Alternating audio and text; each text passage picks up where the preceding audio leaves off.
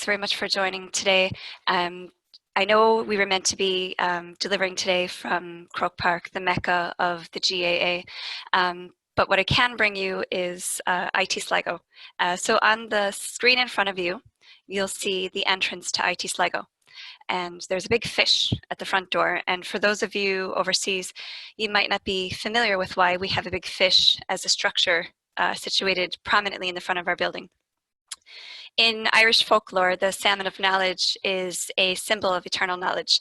And the salmon of knowledge is strategically situated at the entrance to our college to symbolize our commitment to fostering learning. So this photo of the fish that I have up here was taken on International Day for People with Disabilities, and it is draped in the color purple to represent inclusion. So I thought it was very fitting for today. So this is me, Maureen Haran. I'm a lecturer here in IT Sligo. I'm lecturing on teaching, learning, and assessment for lecturers, lecturing staff. That's a postgrad certificate. And I also lecture on the research-based study skills for first years on the social care and early childhood education programs. Prior to that, for 4 years, I was the access officer here in IT Sligo, and I worked with students around their disability supports. I also oversaw the DARE scheme at IT Sligo. So the DARE scheme, for those of you that are abroad, is the Disability Access Route to Education. So it's an entrance route for Leaving Cert students. It's a reduced point system based on a disadvantage of their previous education experience. I also focused on inclusive practices. So I would have started an autism program here for students on the autism spectrum. When I started the program in 2016, we had 8 students registered with autism, and by the time I had left it last year, we had 36. So it was gradually proving to be a successful program for students with these special needs. Prior to that, I worked in the Chicago Public Schools. I was a middle school teacher, and we would have it would have been a very large school with 1,500 schools, 1,500 kids enrolled in the school. And it was a unique experience because we had a gifted program, a mainstream program, and a program for specifically for special needs. So the idea was to integrate all of these different educational experiences together to give a more holistic mainstream approach for students, and obviously that these students would benefit from each other. Really spurred me forward in thinking inclusively with my teaching. And I have down here Sligo via Chicago because, as you can tell by my accent, I am not from Ireland. I have a strong Irish connection in my own family, but the strongest connection I have is my Sligo connection, which is my husband. So he's responsible for bringing me all the way over to Ireland, but I wouldn't change it for a minute. So that's a little bit about me. So what you see in front of you is an image that has many different colors knotted together, and I chose that as a symbol for inclusion, and you'll see that right throughout the presentation. So I'm going to discuss action research for change, UDL stagnancy. And what do I mean by UDL stagnancy? Well, stagnant, the word stagnant means to be kind of come still. And at times, some of the initiatives that you might work on with UDL, you might find that you're coming to as far as you can take people on that specific journey, but what's next? And I'm going to talk about how I had that exact experience and what I did next. The inclusive audit toolkits. So I'm going to talk about, this is related to the research that I'm doing for my PhD. I'm going to discuss exactly step by step what that looks like. So I'm going to unpack it for you. Consider a pilot study. So I want you to think today about maybe looking at one little area in your college, in your school, and what it is that you can work on with somebody specifically and take it forward. And I'll explain that a little bit further. And then developing the culture for inclusion. So that's kind of a little bit of what I'm going to unpack for you today. So just moving along. So the action research topic, how to build a system to implement UDL across the campus at IT Sligo, that is my research topic. That's my question. and I'm setting out to answer this question. However, that wasn't the first question that I started with. I actually started a much smaller study through an MA in MA by research on how to build a system to implement UDL into one module at IT Sligo. And after starting that process, I realized there's actually a lot more into this. This isn't actually a bigger study, so we needed to expand this, and that's what I've done. So the importance of this question is the word building a system. So building a system means that you're going to take a foundation, you're going to build upon it and build upon it until you get to a level where you can apply what it is that you've designed. So that's what I'm setting out to do with this. So that's why I chose action research in the first place. So that's my little ball that I created, and we're going to move it forward. So unlocking the UDL strategic plan in IT Sligo. So in front of you, you'll see an image where I have listed workshops, a UDL digital badge, and strategic plan. So let me talk about the stagnant process. When you've worked on, let's say it's workshops, and you've created the understanding, well, you get to a point where that's just no longer enough, and you have to figure out what comes next. And then we went on to our UDL digital badge, and that worked really well for a while here too. And then that kind of stopped, so I had to take it another step further. So it is important to have a UDL plan to take academics on a journey with a central focus on development and around building an inclusive culture.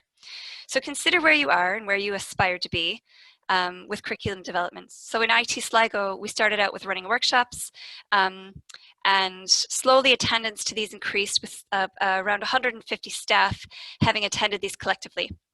And that was over about a period of a year and a half to 2 years. There came an opportunity in the development of the strategic plan to include implementing UDL across the campus in an effort to address diversity. Simultaneously, I connected with the head to bring the UDL digital badge to our institute by becoming a badge facilitator. This spurred a great interest in our institute, and many academics went on to complete the badge. Many others completed at least 3/4 of the criteria, which is okay because a culture of awareness was created. To date, our institute has had 44 lecturers enrolled in the badge. 30 lecturers actually completed 3/4 of the criteria, and 14 have completed the badge, with another 17 enrolled this term currently, with completion in the coming weeks. So for the last 15 months, I had contemplated what next, how do I move the ball forward again? But I will just say, in talking about the workshops and the UDL digital badge, there were some things that I did that were really important. And when I say stagnancy, I shouldn't undermine what it is that was done. So the workshops, we brought in Lorraine from ahead. She was fantastic. She got people understanding what it is about disabilities and why, in terms of their education, and why it's so important to consider what these the needs are of these students, and why is it that we need to talk more universally about the needs and how this would benefit the entire cohort as a whole.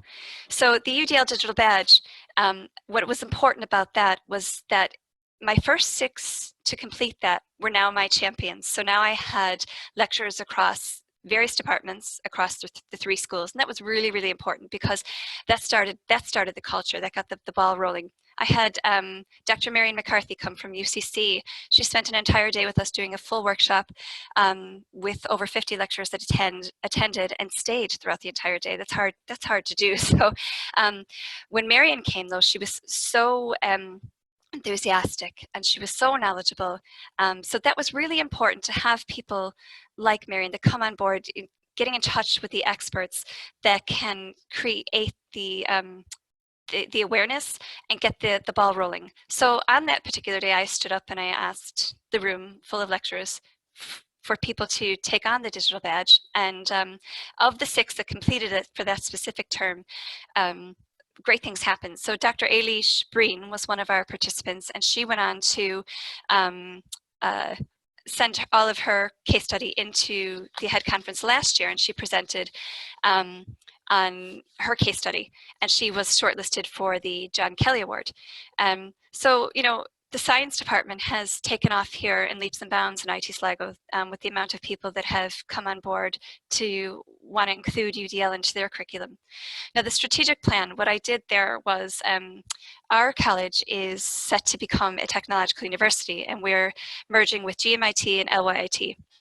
So not that long ago, there were different workshops that were set up, and kind of put it a whisper into someone's ear to say, you know, this is really important to include this into the strategic plan, and it was taken on board. So from once that happened, everything else started to unpack. So our education development manager, Dr. Neve Plunkett, this landed on her desk, and she came down to me and wanted to know exactly what it is that she needs to do. What are the key performance indicators? How do we need to move this forward to make sure that this is embedded in IT Sligo? So that was what was written into the strategic plan, is that universal design for learning would become embedded into the programs at IT Sligo. So once I had her on side, things really started to take off. So just going to move this forward. I'm just conscious of time. So what you see in front of you is diversity is being invited to the party, but inclusion is being asked to dance. And I really think that that says a lot. You can say that I dribbled the ball in the court for some time when I worked on research with UDL to pave a way forward. So this quote explains this pivotal point really well. I had all the invitations sent out, you might say. I had brought many of my colleagues to the party by running workshops and offering the digital badge at our institute, but now I needed them to dance with UDL. And by that I mean to implement the framework into their curriculum, but how? How was I going to do that?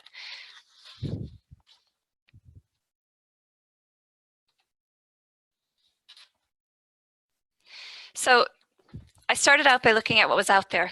And I thought to myself, you know, there's different resources that can be shared that are already shared that I can be tapping into. And I had already met with Dr. Lisa Padden in UCD, who gave me a great tutorial, individual one-to-one tutorial about becoming a badge facilitator some time back. Lisa Padden and Anna Kelly from Access in Lifelong Learning in UCD have done phenomenal work in their publication University for All. And the Inclusive Toolkit, which has been widely shared. The CAST organization have also shared the guidelines within the 3 principles of UDL, which is completely accessible online.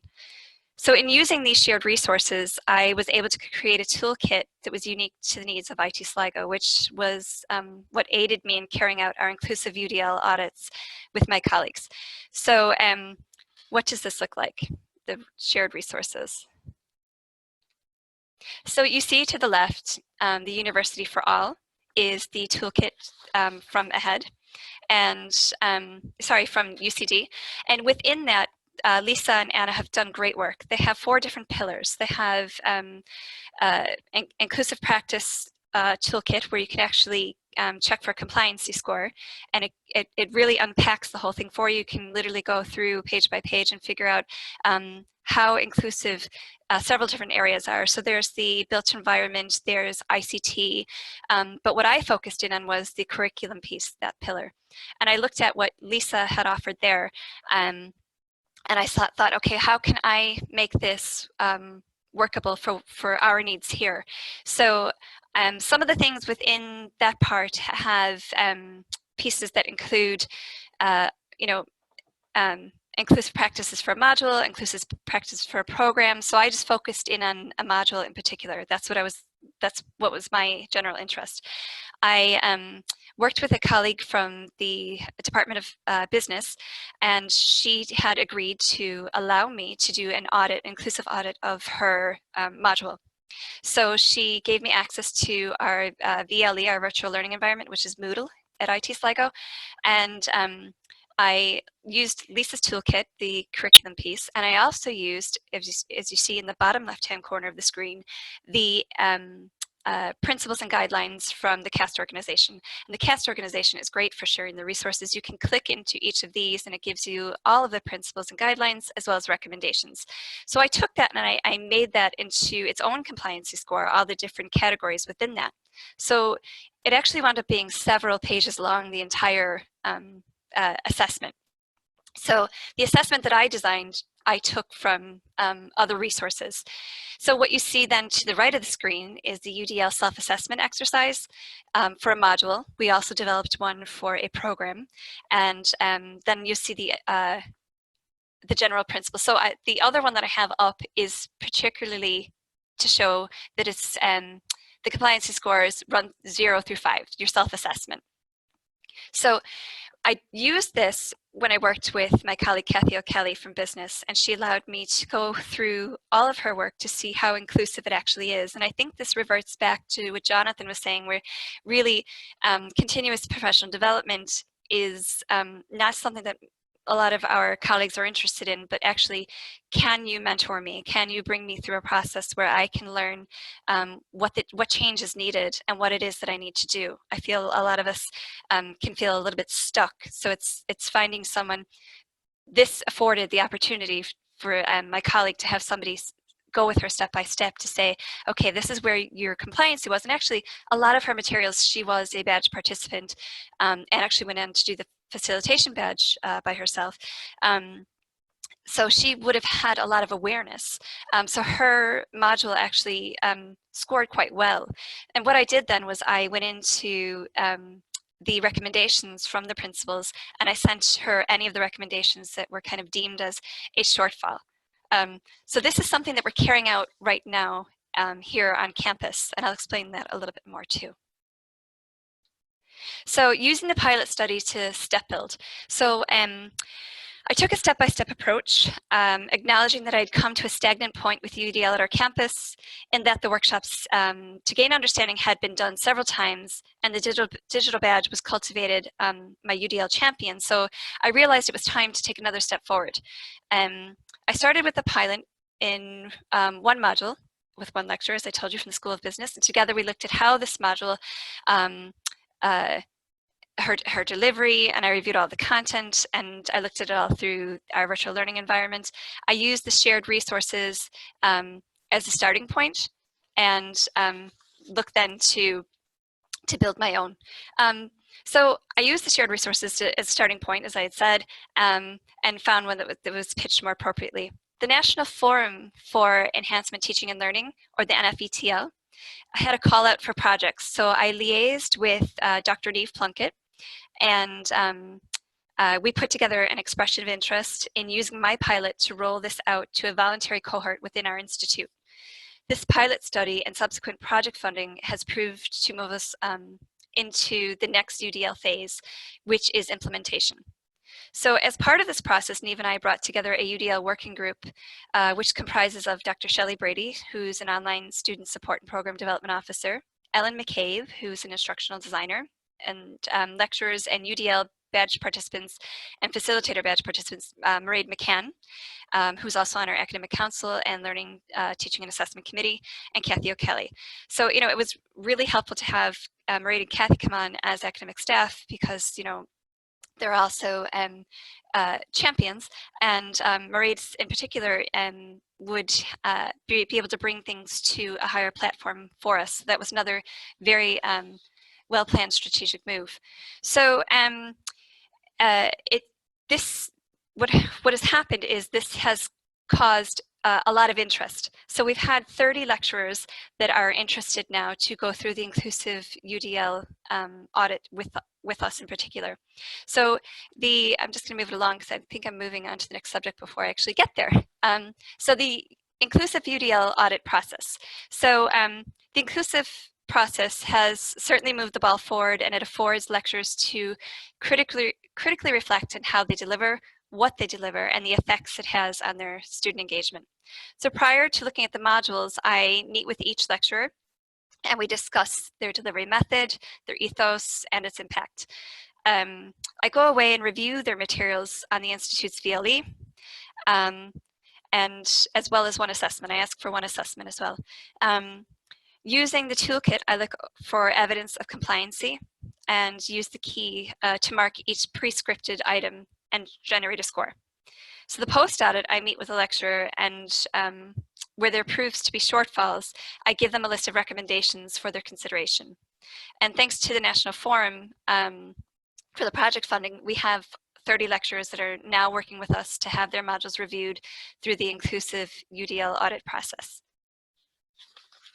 So what is evaluated?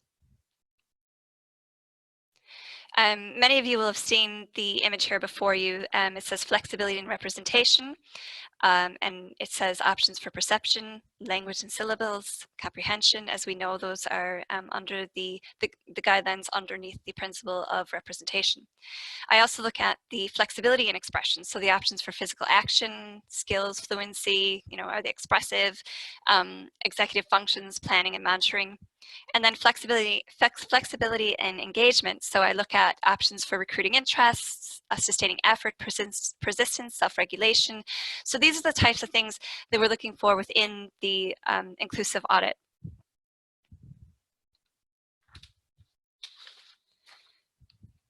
So UDL's future in third level. The image down in the right-hand corner is of James Dutterstedt. And this was back in 1999. And he was the Dean, Provost, and President of Michigan, University of Michigan. So he tells us that it could well be that faculty members of the 21st century college or university will find it necessary, will find it necessary to set aside their roles as teachers and instead become designers of learning experiences, processes, and environments. So this quote really captures the essence of what we are currently experiencing in today's COVID climate. Our current remote delivery in third level prompted us overnight to become designers of the learning experience, processes, and environments. James Dutterstedt had an insightful look into the future. Referring back to our image of the salmon of knowledge, our developments in implementing UDL have prompted academics to realize that they are vessels of knowledge and that they are the designers of the learning experience. So that's what I had prepared for you today, and I'm interested to get your feedback and questions. Well, Maureen, thank you so much. It sounds like you've been on quite the adventure, for quite some time. And I can see why you're doing action research. It would just lend really into the type of work that you're doing. So you must be collecting, I imagine, quite a lot of information, qualitative and quantitative, in your PhD. And what stage are you at? Just being a bit nosy. Well, I've finished. I'm more or less going through the entire method at the moment, really. So this part of the action research is critical for that. So the results that will come from this over the studies of these audits with these 30 lecturers will really inform where I'm going next and the overall picture. So I have my lit review completely finished, but it's the methodology now where I am. Yeah, God, well, it sounds like there's already quite a rich. So, which kind of action research phase are you in? Are you in the first or the second or the third, or just have you completed all three phases? No, I haven't completed all three. Yeah, so I'm still, to be honest with you, I'm still very much in the first phase. Okay, So and you've accomplished this much in the first phase? Well, Wow. I've been very fortunate that my work is very, very intertwined into what it is that I'm doing. So not everybody has that opportunity. I realize that. Okay, no, I mean, I'm looking forward to phase 3 if this is phase 1. Okay, so I mean, you've said so much there in terms of the connections you've built, those relationships that you've created with people, either through the UDL badge here or through like speakers who you've met, like Marion. It all seems to be feeding into like this greater repository of knowledge that you must be disseminating and getting incredible rich information from. So I'm going to, I could literally talk about this for a little while. So I'm going to bring Christine on to shut me up. Okay, and Christine will kind of go through different types of questions that are coming up. Okay, thank you. Maureen, thank you so much. That was brilliant. Yeah, I think same as Trevor, I would just love to delve further and further into your research, and I look forward to when the final research is ready to read through.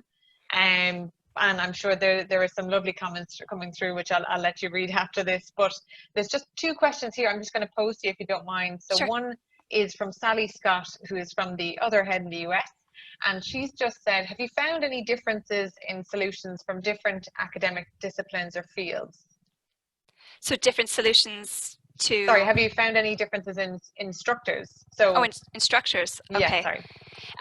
Well, actually, yeah. So through the case studies, when I was reading all of the case studies, you would find very different setups, very different structures, and into how people can look to change their curriculum to make it more inclusive. So just for one example, I have a colleague in engineering who's doing wood and sustainable energy, and he came to me very kind of distraught. He really wanted to take this on, but he was also very distraught with it. So I would have worked very closely with him in particular, but he found that if he married the UDL and the UD principles, the 9 principles, as I think it's UDI, he found that marrying the two of them together actually made the process much more cohesive for him and for his students, because he was coming from a very practical and engineering environment. So I'll be honest with you, it's the engineers that throw this up to me, because we have a school of engineering here. So they're the ones who say, well, I'm in a lab, and how can I make this happen, and how can I change this so that everybody's more inclusive this way? And now I'm still getting emails from these participants, even 2 years later now, that they've had to completely flip everything to online. How am I going to make this even more inclusive now that I'm remote? And so, yeah, there's been definitely different structures that I've seen. Okay, great. Now, so there's another question from Claudia. Apologies now, Claudia. I think I've totally mispronounced your name. I'm very sorry. So what were some of the most significant outcomes or changes in people's perceptions and understandings? So the lecturing staff themselves, the biggest theme that came across so far is, and I'm speaking more to the UDL digital badge, because I'm in the middle of working on the inclusive audit, so I don't have all of the results of that yet to say what people found the most profound for them. But the badge participants would find that letting go was fantastic for them, and they realize that they actually that they can be a facilitator of what people learn, as opposed to just constantly delivering it. So finding a different mode of delivery that way was the common theme. Great, that's really interesting. It's kind of also empowering the student as well as part of that process, so it's fantastic. Yeah, so is that what you mean by letting go in that kind of... Yeah, so getting them to take ownership of their own learning to a degree. Yeah. Yeah, absolutely. Just one more question. I hope Trevor won't kill me. But it's from Marion McCarthy, who also has some lovely comments there for you. So she's just said, how are the students reacting to the UDL approaches and to changes in the curriculum design? Yeah, so some of the feedback that I've read from some of the participants is that the students have found that the different mode of delivery, or the different options that they were offered, that some found, it was funny, there was kind of a mixed feel, but some found that they weren't comfortable with being able to decide. Some students, if there is an alternative assessment and they had an option, they weren't comfortable with options. Other students in one particular program, and I'm referring to this one because I worked on the pilot study with this particular lecturer, and I think maybe it was the way she guided the students and brought them to this, was that they found it fantastic that they had options, that they had a say. So I think it has a lot to do with the lecturer themselves and how comfortable they are in bringing their students on this journey.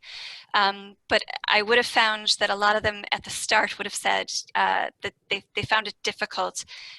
Students found it difficult in the feedback that I've read, that not having things prescribed for them, to be able to have to think and have that authentic experience. Yeah, so it's been mixed. Really interesting. It's a little bit like, in primary school where you're taught to sit down, and then in third level you're taught to stand up again, and you're kind of like, well, that's not what I was told, before this. Yeah. So it's really, really interesting. Thank you so much, Maureen. Thank you, Christine. Thank you very much. Okay, I think well we could Q&A for ages. So what I'm going to say is thank you very much.